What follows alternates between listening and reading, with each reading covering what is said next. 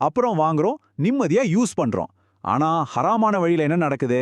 ஆசைப்பட்டு முதல்ல வாங்கிடுறோம், அப்புறம் மாசம் வட்டியோட சேர்த்து கட்டி நம்ம பணத்தை இழக்கிறோம். இந்த ஒரு சின்ன மாற்றத்தை நீங்க செஞ்சாலே போதும், உங்க மாச செலவுல கிட்டத்தட்ட 20லிருந்து 30% வரை மிச்சப்படுத்த முடியும். உங்க பட்ஜெட்ல உடனே பணத்தை மிச்சப்படுத்த ஒரு சேலஞ்சுக்கு ரெடியா? இதோ உங்களுக்கான 30 நாள் ஹராம் செலவு இல்லை சேலஞ்ச். இந்த ஒரே ஒரு மாசம் நீங்க யூஸ் பண்ணாத ஓடிடி சப்ஸ்கிரிப்ஷன்ஸ், தேவையில்லாத கிரெடிட் கார்டு ஸ்வைப், வெளியில போய் சாப்பிடுறதுன்னு எல்லாத்தையும் நிறுத்தி பாருங்க. என்ன சொல்றீங்க? உங்களால முடியுமா? இந்த சேலஞ்சை நீங்க சக்சஸ்ஃபுல்லா முடிச்சா என்ன கிடைக்கும்னு நினைக்கிறீங்க?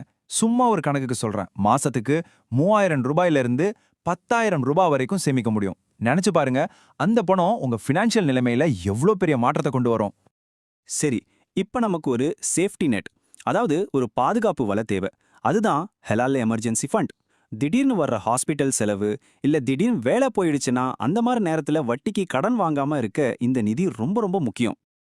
அப்போ எவ்வளோ சேமிக்கணும்னு கேக்குறீங்களா? குறைஞ்சது உங்க 3 மாசத்திலிருந்து 6 மாசம் வரைக்குமான அத்தியாவசிய செலவுகளை சமாளிக்கிற அளவுக்கு பணம் உங்க எமர்ஜென்சி ஃபண்ட்ல இருக்கணும். இதுல வீட்டு வாடகை, சாப்பாடு, கரண்ட் பில்லுன்னு தவிர்க்க முடியாத செலவுகள் எல்லாம் அடங்கும். இந்த நிதி மட்டும் உங்க கையில இருந்தா எந்த நெருக்கடியும் நீங்க ரொம்ப தைரியமா, மன நிம்மதியோட ஃபேஸ் பண்ணலாம். பட்ஜெட், சேமிப்பு, கடன்ல இருந்து விடுதலை, இதெல்லாம் சூப்பரான டிஃபென்ஸ் கேம். இப்போ ஆட்டத்தை அடுத்த லெவலுக்கு கொண்டு போவோமா?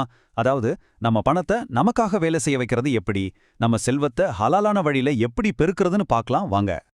ஹலாலா இன்வெஸ்ட் பண்ண நிறைய வழிகள் இருக்கு. தங்கம் மாதிரி நேரடி சொத்துக்கள்ல முதலீடு பண்ணலாம். அதோட மதிப்பு எப்போதுமே ஸ்டேபிளா இருக்கும்.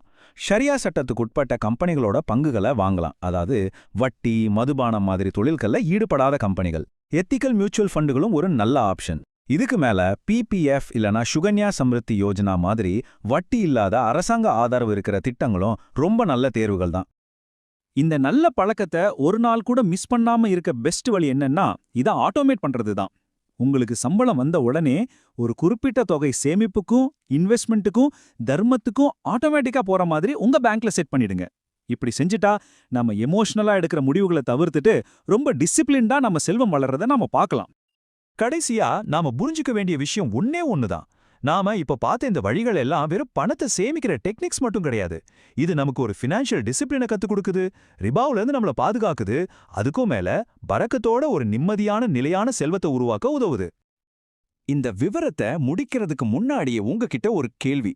உங்களுடைய ஆசீர்வதிக்கப்பட்ட நிதி பயணத்தை ஆரம்பிக்க இன்னைக்கு நீங்க எடுக்க போற அந்த ஒரு சின்ன முதல் ஸ்டெப் என்ன? அது ஒரு பட்ஜெட் எழுதுறதா இருக்கலாம், இல்ல ஒரு சின்ன அமௌண்ட்டை உங்க சேவிங்ஸ் அக்கௌண்ட்டுக்கு மாற்றதா இருக்கலாம். எதுவா வேணா இருக்கட்டும், ஆனா இன்னைக்கே தொடங்குங்க.